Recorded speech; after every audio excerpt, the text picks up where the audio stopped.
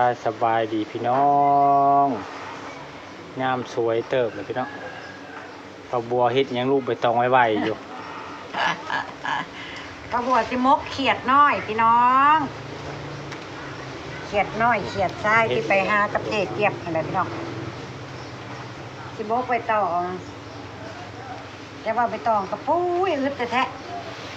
มันลมพัด มันลม แต มัน ก แห้ง หมด มันแตกไปเลยที่ได้บ่บุได้ที่ดอกตัวได้บ่ซอดล่ะ ในอยู่ดอกซ่อนชามเลยแหละเห็นมงเดียวบ่ เฮ็ดมกเดียว ซ่อน ม ชาม ก ใบ คนต้นนั่นดิซ่อนสามเนาะ สบายดีตอนสวยแก่พี่น้องสบายดีเพื่อนทุกคนเด้อนี่ดีตอนหักจะช่องแม่น้องบัวคือเก่าคือเดิมจ้ะนี่มกเขียนน้อยปะบัวใส่ดอกหอมใส่ผักชีใส่ข้าวเบื่อหน่อยหนึ่งพี่น้องมกอนต้นถ้าแม่เพิ่นมกให้กินตะกี้แซ่บเลยพี่น้องเอ้ยตั้งแต่แม่โบอยู่กับโบได้เคยมกกินจ้าเกลือนี่ล่ะครั้งแรกที่ประบวชที่มามกลองเบิ่งพี่น้องลองเบิ่งมกไปต่อเสร็จไปต่อนะครับก่อน ไม่ได้ยังบ่แม่ เอาตัวงอกทำไมนะกันมีทุ่งเดียวแล้วมันอากาศเย็นแล้วมันก็ฮะยังจักทงเป็นซิป ยังลายวะอ๋อเอาทงเดียวอะไรเฮ้ยทงกันไว้มันยังอยู่ไปเอาน้ำไม้ในลูกนี่พี่น้องบอกประมาณนี้อ๋อ โต้ เมื่อนี้บ่บุญนะคำนะมื้นเนาะก็เกี่ยมเนี่ยมันเนี่ยแม่นมันมาประทัดเนี่ยแม่นนี่พี่น้องโอ้ลายเติบได้ที่ไปหากับเกียบมือนั่นเลยค้างไว้ เงินพักบ่จ๊ะ ลายยนพักกันแล้วเน้นพักเนาะค้างไว้แล้วก็มื้อนี้มีเวลาแล้วก็สิมามกแล้วจะมกไปได้ป่ะนี่เฮ็ด เฮ็ดแบบนี้ได้เนาะเนาะพี่น้องเนาะมาเด้อเลยตะกี้มิตรแม่ได้เฮ็ดให้กินแล้วนี่นะกระบวกแต่บ่แซ่บได้แม่เราเฮ็ดนะแต่ป้าบัวเฮ็ดเองจักสิเป็นจังไดล่ะสิมาลองเฮ็ดเบิ่งเทื่อแรกมกเขียดอาหารบ้านนอกบ้านนาพี่น้องแต่ก็อร่อยเด้อจ้าเด้อมกอ้นต้นนะพี่น้อง มกอ้นต้น มันสิอ้นต้นบ่ล่ะพี่น้อง อ้นต้นมันสิเป็นอ้นต้นให้ป้าบัวบ่ล่ะ สิเป็นอ่านต้านบ่จ๊ะเป็นเนาะเอ้ยบ่เคยเฮ็ดแต่ก็เคยเห็นมันก็ต้องเป็นหั่นแหละเคยเห็นแม่เฮ็ดอยู่แต่ก็สิทุลักทุเลแน่หน่อยนึง อยู่เข้ามา โยกเข้ามาบ่บัดนี้โอ้ยแม่นบ่เฒ่าแม่นเนาะพี่น้อง เอาก้นเพิ่นออกหน่อยก่อนจังหน่อยเพิ่นสิง่อยมกเขียดนั่นแหละมกเขียด ยังว่ามกก็ทุลักทุเลอยู่นี่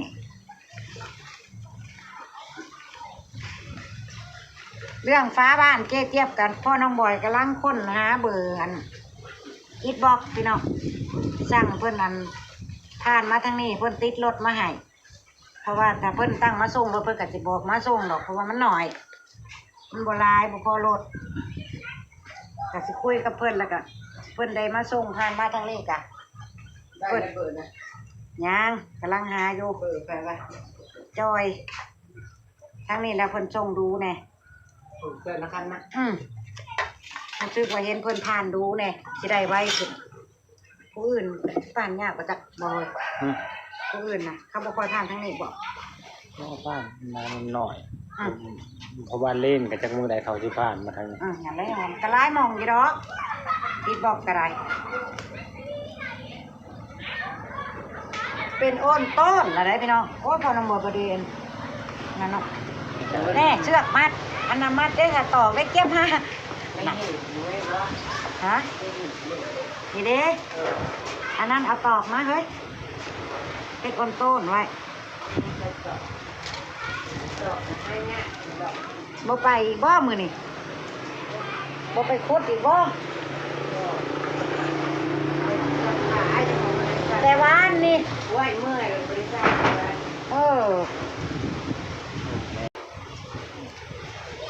กะสิประมาณนี่เนาะพี่น้องเนาะ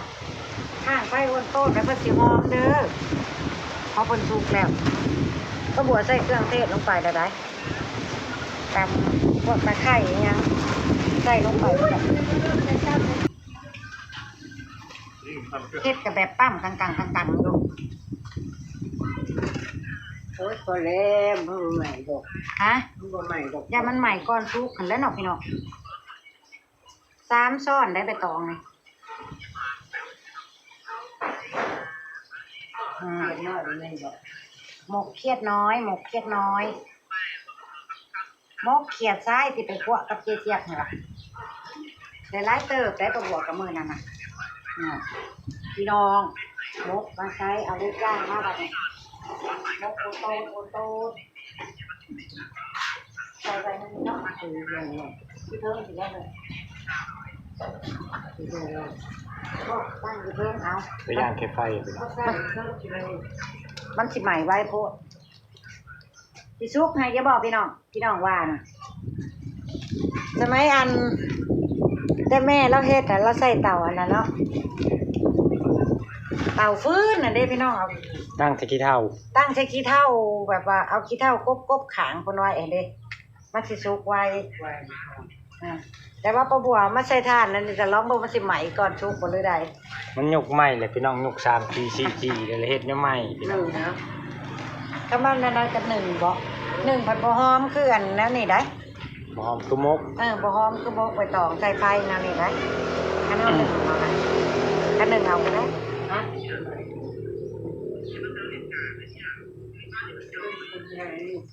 มันขาดลืมซ่อนใส่เนาะ มันแตก มันแต่เอาไว้ให้เละแต่มันใหม่แต่เอาไว้ซ่อนพี่น้องไปจังไปย่างไปเบิ้งดูจะเสียเฮ็ดแบบไหนไปเบิ้งพาบ้านเจี๊ยบพี่น้องไประหว่างรออันนี้ไปให้สร้างพรว่าเบิ้งดูสร้างพรสิเฮ็ดอะไรฮะต่อหล่นแล้วต่อในหัวมันน่ะหล่นแล้วทุบออกแล้วต่อรถต่อไม้ขึ้นไปนี่ครึ่งไว้นี่ต่อไม้ด้านในก็ได้อันนี้จังกะซีนี่ก็เอาออกเอามาใส่ไม้ซื้อแผ่นไม้มาใส่ไม้ มันมีเด็กคนนี้นะมันหมกต่อเด็กดอกมันชุบมันยัง ฮะ ไอไปตีครับมันยังพูดชุบเล็กมันมีแบบสอดใจเรียก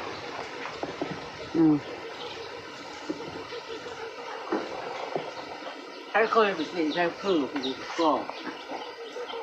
นี่ตีเส้นตัวนี้ครึ่งแต่พูดมันที่แน่นกว่ากัน แล้วไปตี อันนี้น่ะงูมันเข้าไปน้อยเดียวจะมาลุก พึ่งไปย่างพึ่งไปย่างไปอันนั้นนั่นจะไปจับอันดีมันมันยุบมันนั่นมันดียุบแล้วมันออก ดินมันยุบบ่มันเลยอันเอียงตะเลเท่เนี่ยออกไปนั่นนี่เพราะว่าเฮาเฮ็ดกระทันหันได้ช่วงเฮ็ดนะทมดินในประเทศโลดนั่นเด้ก่อโลด ตัวมันบนยุบตัวไป แต่แล้วมันเล็กเส้นแง่เขาบอกหลายเรื่องเส้นแง่เข้าไปประมาณ เจ้าอยากยืดไหมสมมติว่าคันลุงพ่อเราอยากยืดไหมต่อขึ้นไปก็โลดบ่ได้อีกแล้วเนาะ ถ้าเบิ่งเพราะมันถึงกันบ่มันชื่อกันอยู่บ่ผูกอยู่ทางใน มันบ่ได้ยืดมันยืดบ่ได้เป็นแนวเอาขึ้นในใจตัวก็มันติด ด้านนั้นมันเป็นคือทางใช่ไหมมันก็แข็งแรงกว่ากันตอกตะปูเจลไม้เนี่ยตอกทั้งนี้กัน ยาเขาบอกก็ต้องปูใช้ในนี่เนี่ยขึ้นมาปูดีต่อมันปูก้อนมันจะแทงได้ ตัวนั้นมันยังดีอยู่จะไปทุบไม่ยังทุบตัวนั้นให้กระเจี๊ยงเงินไปไล่อีกแล้ว ประมาณว่าเจ๊เจี๊ยบงบหน่อย งบหน่อยกับเฮ็ดพ้าหนึ่งก่อนพอยันมันล่มลงอ่ะเด้ เอาที่ดินจอดได้มันบอกเป็นดอกมันจับเลยจับจับ เอาเล็กยาวไปเลยบ่เล็กใส่ยาวๆแน่เนาะใส่ไปเป็นก้อนอิฐผูกจับออกไปนะ ใส่เล็กงาม อืม ใส่สองชั้นก็ได้เลยตอกเป็นตอกเป็นนี่ใหญ่เนี่ยนี่น้อยทำนี่มันไม่ได้จับเลย อืมมันบ่จับแล้วมันงะออกเบิดเลย และมันดึงออกเลยดินมันนั่นออกไปมันไม่เกี่ยวแต่ว่ามันเข้ามันเป็นรูหลงครึ่ง กับมันก็สิบ่ได้เฮ็ดมื้อนี้ดอกพี่น้องสิได้สร้างมาซะก่อนสร้างก้อนอิฐมา เขาก็ร่มบุญบ้านเขา อืม แล้วคุณว่าเขาแล้ว แล้วบุญบ้านพอดีมันเป็นบุญบ้านเพิ่นพร้อมมื้อนี้ เขากล้าเกียมเขาปุ่นเขาบ้าน มื้ออื่นมื้อบุญมื้อนี้มื้อเขาเจ้าเตรียมอันหยังมื้อผมบ่จักแหละ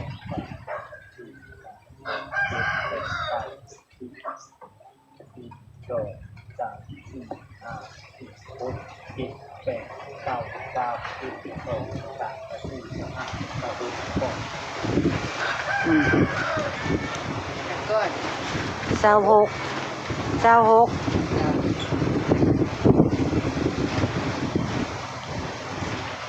ก็จ้างมา26ก็บ่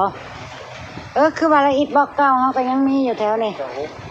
ตัวต่อตัวยังเฮาก็เอาบิ๊กอิฐบล็อกเก่าเฮายังมีอยู่ดอกยังมีอยู่ยังพอได้อยู่มีแต่ปูนกับทราย ก้อนเท่าไหร่ ถามเขาเลยเฮ้ยกำลังหาเบอร์ในตัวให้เขาเมื่อก้อนน่ะมันก้อนเท่าไหร่ 7 กับ 8 บาท ก้อน9 วาทบอก ประมาณนั้น ก็อยู่ซ้ำเก้าหั่นแหละบ่เกิดนี่ดอก 30 ก้อนเท่าไหร่อ่ะ 9 บาท อะไรน้อยเช้าใช่ตัวปิดอะไรวะปิด10 บาท มันบ่ได้ใช้หลายดอกใช่นะ มันก็สิได้เติม มีแต่ปูนฮะ ตั้งน้ำมันก็ได้ 3 เติม 4 ปิดสุพ่อแล้วปลา 3 4 ปิดกระสอบนึง ช่างมาจากสอบหนึ่งก็พอแล้วมันพาหน่อยๆหนึงนี่เนาะพี่น้อง เดียว ใช่สอบหนึ่งแล้วก็ปูนอิฐบล็อกแค่นั้นแหละลองคำนวณเบิ่งไล่ไว้คือก้อนละ9 บาท9 ถึง 10นี่แหละอยู่นี่แหละตีไป10 บาทกับ300อ่ะ10 ก้อนกับ300 30 ก้อนกับ900เฉพาะอิฐบล็อกเนาะกับสิประมาณงบอยู่ประมาณ 2,000 นี่ล่ะเพื่อนเลยนั่นเพื่อนนี่เนาะไล่เรือๆไว้ได้บ่ทั้งกระสอบกระซีพร้อมประมาณนี้ ก็ประมาณ300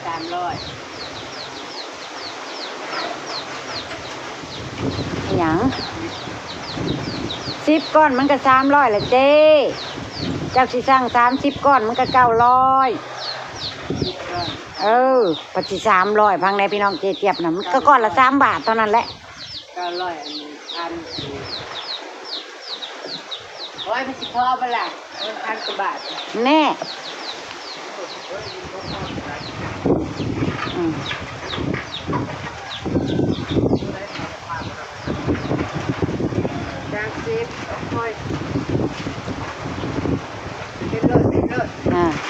ประมาณนั้นนะเด็กก่อน1ปลุกนั่นแหละกะชุ่มแสะชุ่มเสริมมันน่ะเด้ชุ่มตัดชุ่มหยังน่ะเด้เฮาก็มาเก็บเอาอิฐเก่าเฮานี่อิฐเก่ามันยังเหลืออยู่มีอยู่แต่บ่หลายเด้ลุงพรกำลังเจรจา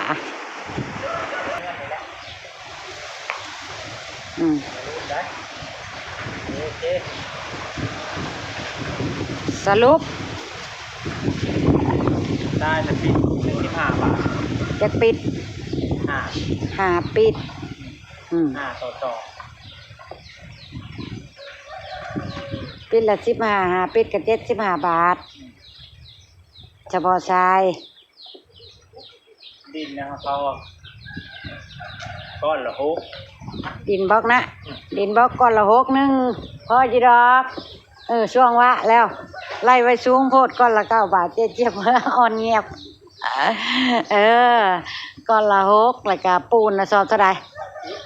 ฮะ110เด้โอ้ยได้ใส่สังกะสีฮะเอาสังกะสีไปสร้างมันบ่ นี่กันกะชี สังกะสีสีนั่นสังกะสีเฮ็ดพาห้องน้ำนั่นบอกเธอเอามาเอาสีหยังสีแดงบ่สีแดงแล้วมันจังเข้ากับประตูเพื่อนนี่น่ะเริ่มดำเนินการให้แล้วเด้อพี่น้องเริ่มดำเนินการให้เจิมช่วยให้เจี๊ยบแล้วรอแต่อุปกรณ์มากับลุงพรแล้วก็สิซ่อมแซมมาละจ้ะหน่อยกูไปที่ข่าวก็จังเฮ็ดนะหน่อยไม่เอามาให้รถ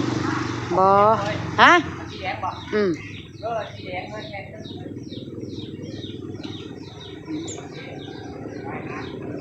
โอเค